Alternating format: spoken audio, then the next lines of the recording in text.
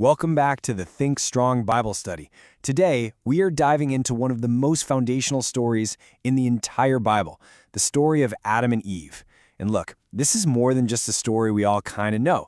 It's the narrative that really sets the stage for everything that comes after. So let's get right into it.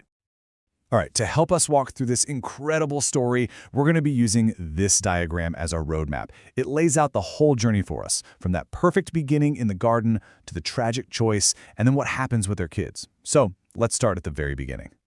So let's picture this. Our story kicks off in a place of just absolute perfection, the Garden of Eden.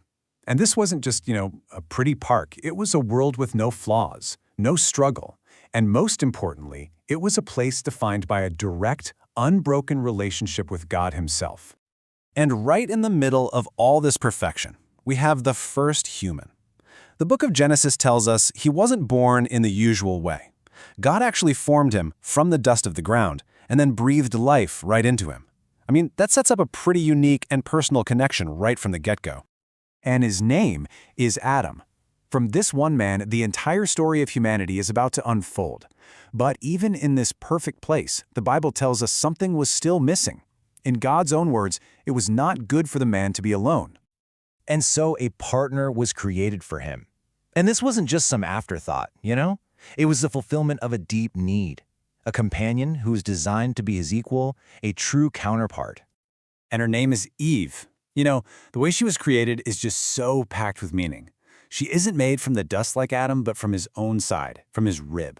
That little detail is so important because it's meant to show this deep, built-in equality and partnership between them. So, what was life actually like for them in the garden? Well, it was simple, but also incredibly profound. They were basically put in charge of this perfect creation. Their job was to take care of it. But the most important part of their life, the real heart of it all, was that unbroken communion they had, a real personal relationship with God with zero fear or shame. Okay, so everything's perfect, right? But, and this is a huge but, this state of perfection, this incredible connection they had, it was fragile. We are now at the turning point of the entire human story. It's a single moment, a single choice that is going to change everything forever. Right in the middle of the garden, and you could say right in the middle of this whole story, is this powerful symbol of choice, the tree of the knowledge of good and evil.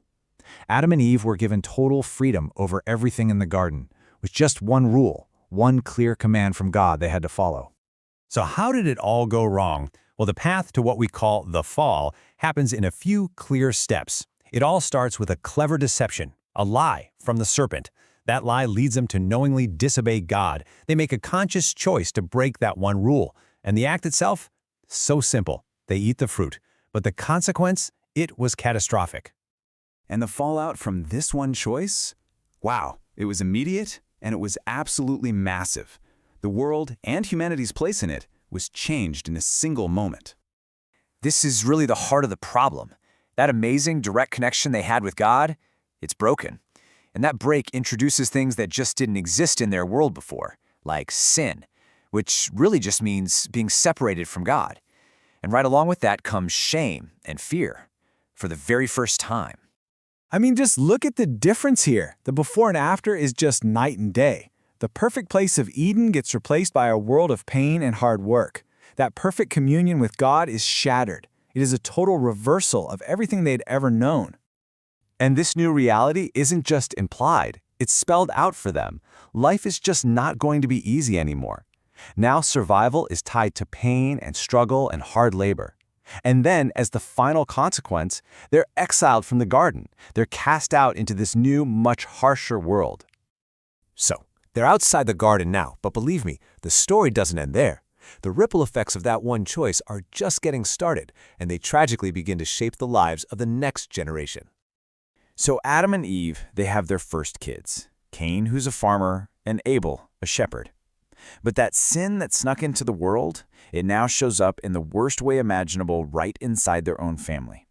Fueled by jealousy, Cain commits the very first murder. He kills his own brother.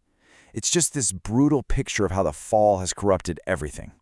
But even in this awful tragedy, a little glimmer of hope appears with the birth of their third son, Seth. So you've got these three brothers, and their legacies are so important.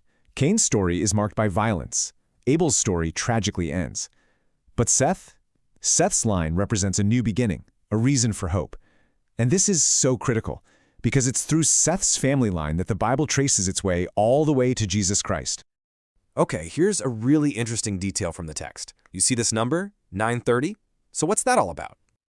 That's how long Adam lived. 930 years. Can you just imagine? He lived long enough to see generation after generation of his family, living in a world that was completely changed by that one single choice he made all the way back in the garden. All right, we've just walked through this massive story, from a perfect beginning to a really broken world. So, like we always do, let's just take a minute, step back, and really think about what this ancient story means for us today.